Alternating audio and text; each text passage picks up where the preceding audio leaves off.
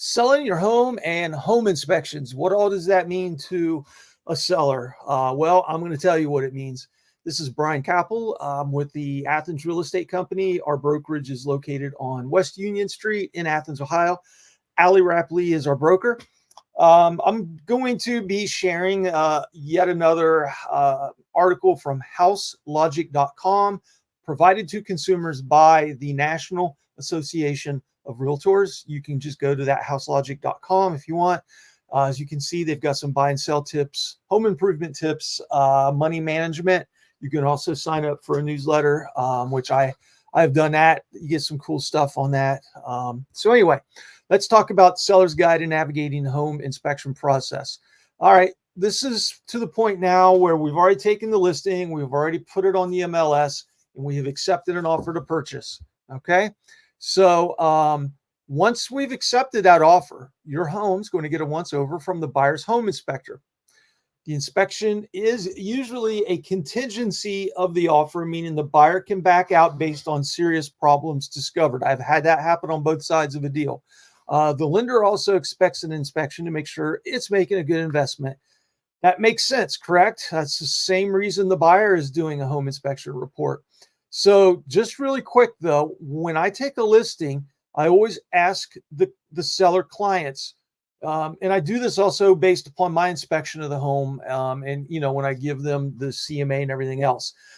There are three loan products. There's a VA loan, FHA, and USDA loan that all have strict appraisal processes. So in those appraisals, that appraiser per se is acting also as a home inspector in a way. They have checklists that they have to go through as they're doing the appraisal. And let's say, for instance, there's 2 or 3 steps, and no handrail. More than likely, they're going to flag that. Say, okay, Mr. Seller or Mrs. Seller, you have to put a handrail on that. All right. So when I take listings, I always tell the seller clients this aspect of it, so that way there are no hidden surprises, whenever we get knee deep into the weeds with this. All right. So obviously we know when the home inspection's going on, they're going to examine a property for any flaws. Based on the report, the buyer is going to give you or give us a list of repair requests. Okay. So how that works is they send it to me. I'll send you the issues. By contract, I am able to ask the buyer's agent for any pages of the inspection report where they are either yellow or red flagging something that's wrong with the house, because I want to see, and I want you to be able to visualize, what's going on here, and also it vets any requests that may not be too big of a thing, right? I mean, we want to see it, to vet it, to make sure it's good. So we're going to help you negotiate those requests. We're going to talk about some different ways and how that works. So, if you want to have a faster process for closing, and it's a conventional or cash loan, we can try to negotiate possibly a lower asking price or offering price, something that would be perhaps commensurate with the dollar amount of labor and materials to make any repairs. I've done that before. So one thing that we need to talk about is that these inspections are not necessarily a big deal. I'm going to help you with advising you about the repairs that we need to make before the inspection. I will do a walk through the house, right? I have to. That's going to help me come up with this pricing strategy. And as I'm coming through the house, I will see perhaps if it is missing a handrail, or if there's missing some the proper outlets in kitchens or bathrooms, or if the roof looks old, the siding looks bad, painting, or I'm sorry, wow, word salad. Peeling paint is another big flag. Well, for home inspections in general, but also of those 3 different loan products that I've mentioned a little bit ago. Sometimes before we put it on the market, I will recommend that a seller go ahead and do their own home inspection. The cost is minimal.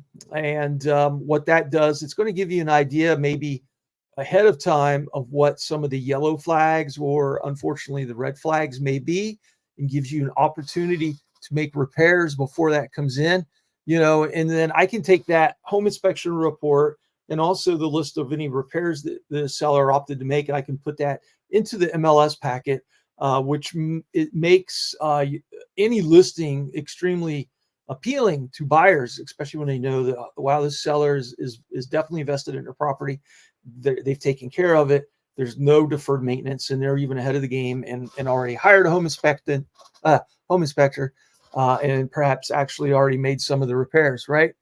So, in addition, back when you put the home on the market, you are required, especially in the state of Ohio, to disclose the home's material defects. So there is a form called a residential property disclosure form in Ohio. It's about 4 or 5 pages front and back. It is required. It's a state law that this be done. I do not fill it out for you. I can help answer some vague questions that you as a seller may have. But these are required, and we have to be truthful and honest on them. That's the name of the game, right? We have to ethically do our jobs, both as mine as a licensee, a realtor, and also yours as a seller. So, so what are these things that we could be talking about? Any material defects like foundation cracks, roof leaks, basement flooding, or termite infestation. I mean, the visual stuff, right? If I see the stair stepping in cinder block in a basement, I know that there's probably some settlement going on, or settling had occurred. Or if I see the repairs with the Kevlar belts, stuff like that. Visually I see that. So if I don't see that on your property disclosure report, I'm going to tell you that it needs to go on there. And I'm also going to tell you I have a duty to disclose to any buyer's agents that want to show the house, because we all do business the same. We will call, hey, Brian, can I show this property on 123 Franklin Street? Yeah, you sure can. Yeah, it's open. Okay, Brian, what's going on with it? Are there any issues? Well, if I know they're stair stepping, first thing I have to tell them, sorry about that. First thing I have to tell them is, yeah, we got some foundation stuff going on. So we do have a duty to disclose. So, we're talking about, like I said, foundation cracks, roof leaks, basement floodings, termite infestation. My house right now, we had termites. The termite inspector that came out said there are 2 types of houses, ones that have had them and ones that will have them. And I'm learning to believe that. So, having termites is not a big turnoff. We brought in a contractor, made sure that we did not have any structural damage. Fortunately, we did not. And we treat them with the bait stations around the house, or buried in the ground around the house. So the way I see it, when or if we ever do sell our home, I can say I'm ahead of the game. Yep, we had them, and we have not had them since. Home inspector can do their thing and check the wood for the tunnels, and check our drywall in the basement for tunnels, stuff like that, right? So what does a home inspection cover? So it depends on the home, obviously. So we can get into the weeds with plumbing inspections, electrical, kitchen appliances, heating, ventilating, and air conditioning or HVAC, doors and windows, attic insulation, foundation and basement, exterior. Like I mentioned earlier, we're talking about siding, paint, outdoor light fixtures, and the grounds themselves. Also, sometimes if you live in a rural area, we definitely will be having to do a septic inspection. That's done by the county health department. Home inspectors can do those, but I really prefer to do the county health department. I've had 2 septic systems fail during this home inspection process. The deals were kept alive because we negotiated with the buyers, and we met in the middle on some price adjustments from their original offer to purchase. So we were able to close on those 2 deals. Just a little more to get through. Also, there might be a radon inspection. Like I mentioned, also termite inspections. Mold inspection, lead-based paint inspection, if you feel that there are possible ceiling tiles that have asbestos or asbestos siding or possibly asbestos fabric wrapped around your heating system. Certainly those are tests also that a buyer can do. So what do we need to fix? So the report is by no means a to-do list of everything that we need to address, right? Many of the home repairs include cosmetic issues and normal wear and tear. Those are negotiable. But after home inspection, sellers are typically required to deal with three occasionally overlapping types of repairs: structural defects, safety issues, and building code violations. So those three are the big three that we need to make sure that we want to repair. Now, sometimes with these, especially with a conventional loan, if the lender agrees with it, or if it's a cash deal, if we can negotiate that, we meet in the middle on these things. And I've been a seller's agent for some homes that, were in some disrepair and were just needed to be sold. And, we had a cash deal, and the cash buyer, quite frankly, was not too concerned about those defects. We were very clear that we disclosed everything to them. So on our side, we were good, and they made an informed decision to buy the property like it was, or as is what you'll see sometimes, right? So here's a checklist to prepare your home for a home inspection. So assemble your paperwork. Transparency is key. We want to be ahead of the curve. We want to be above par when these buyers come to the table. Transparency is the name of the game. All right. So ideally, you'll have summaries or invoices for renovations of maintenance or repairs that you've done on your home that you can provide to the home buyer. Collect this documentation in a file and share it with the buyer.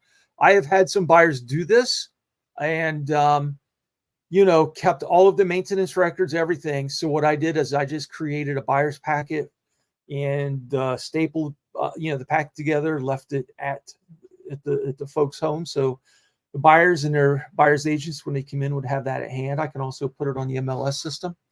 Make sure your home's squeaky clean, right? Your home should be pristine when the inspector arrives. A good first impression will set a positive tone. So declutter it, please. Deep clean the whole house, please, right? A deep clean, so like cleaning the range hood and upholstery and sanitizing garbage cans, averages $200 to $400 depending on the size and condition of the home. I would do this myself. I have been in some terrible houses that went up for sale. It's not the listing agent's fault either, because I am pretty confident that we all are really good at our job and give good advice. So, and I have listed some as well where sellers just did not follow, maybe this checklist. I always, when I have a seller's agent and after it's shown, I will blow up a buyer's agent phone because I want to have some information back, right? And, some of that is, what do you think of the price? What did the sellers or your buyers think of, any strange odors in the home and things like that? Because I have to have that information. The feedback is very important. Remove any obstacles that may block the inspector's access. Take measures to ensure the inspector can easily access all facets of the property, including the attic, electrical panels, attic space, and fireplace. This may require temporarily moving clothing and other items that impede access. Sometimes attic access panels are in closets, Lord knows where. If you have a house that has a crawl space and you have an access panel or hatch to that crawl space, make sure that it's unlocked, and maybe even help them out a little bit by just pulling that, away from the foundation so that they can easily find it. Okay. Fix minor problems ahead of times. I've already said this. Many cosmetic issues, say a broken light fixture or a scratch on the wall, are minor, and please fix it. Attention to detail goes a long way. Buyers will notice things like that. If we have walls that are dinged, if there are gouges in the wall, or if there's a hole in the wall, it's going to telegraph to me as a buyer's agent, hey, let's be a little more cautious in this Mr. and Mrs. Buyer, because, quite possibly there might be some deferred maintenance, right? Do your own inspection before the inspection. I've already mentioned that. It gives you time to fix any deal breakers. Pre-inspection costs money, typically $350 to $500, according to Realtor magazine. But look at what it can save you in the long run, right? Maybe a quicker and cleaner deal. Now, look, just because you do a home inspection doesn't mean they're not going to find something wrong, because I guarantee they're going to. It also is fewer surprises. It helps us market your home. As I said earlier, I can attach all of this information together and make a listing packet. It looks really great to buyer prospects. And like I said, also, it speeds up the negotiation process. So if you discover any material defects in the property during a pre-listing inspection, again, you are legally required to disclose them to buyers. Even if you fix them, we still have to tell them, hey, yeah, there was a little structural foundation issue. We had some settling. If you go down in the basement, you can see where it's at, because you can see the steel beams, or you can see, the straps running around the block wall now that are holding that stuff. Okay, you have to tell them. There's no way around it. It's all transparency. I will make you tell them. Sometimes I won't take a listing if a seller is hesitant in wanting to disclose these things, because it's also my reputation, and I don't want to be sued. Neither does my broker. So here are some tactics for negotiating repairs. We've talked about this one already. Agree to make the reasonable repairs. So unless your house is flawless, which none ever are, like it says here, reality is no one's house is, prepare to receive repair requests from the buyer. You do not have to offer to fix everything the buyer asks of you, but take responsibility for major issues. If I get a laundry list of things from a buyer's agent, I'm sending them over to the seller, my clients, and I'm going to tell them, don't get worried about this right now. I'm giving you the list. Let's look through these things, and I'll circle back to the buyer's agent, and I'm going to ask them so you tell me what the feel good fixes are here, and let's focus on those. So we try to weed out a long list, because sometimes buyers will send a laundry list over to the sellers. Typically, we're able to whittle those down and get to the rabbit hole and get the deal closed. Okay. Offer closing credit. So if you, like I said earlier, also, if you do not want the hassle of making the repairs, ask your agent to offer the buyer a credit at closing for the estimated costs. That's something that's doable. Barter. Yeah, I'm not going to really help you barter. I don't even know why that's in there. That's sketchy to me. And I'm going to advise that there's no bartering. I'm not saying we can't do it. Like this says, if they love the new couch or bedroom set, you could offer to leave it in exchange for making fewer repairs. I don't even know how I would write that up in a contract, or if that's even doable. So, and also leverage the market. So we may have more negotiating power depending on where we live. So if it's a hot seller's market, for instance, we might be in the position to offer the buyer fewer repairs, especially if you have another buyer eager to make an offer. Even more so if we have a backup offer that's waiting for us as well, right? So there are a lot of things to talk about. So listen, again, this is Brian Kapple. I'm with the Athens Real Estate Company. If you have any questions at all on real estate activity in Southeast Ohio, I cover the entire Southeast Ohio region. I actually have some of the July reports pulled up for Meigs, Athens, and Washington County. So I'm going to be doing some small videos on those soon. So if you have any questions on the market, if you're wanting to buy or sell, have questions about that process, feel free to reach out. My number is 740-629-2513. And you know what? I think that if I don't know the answers to your questions, I am definitely going to be able to find the answers to your questions, because our brokerage has many, many, many years of experience behind it. So, hey, everybody, thanks a lot. It's Labor Day weekend, so I hope you all have a safe last holiday of the summer, and we'll be talking soon. Thanks. Bye.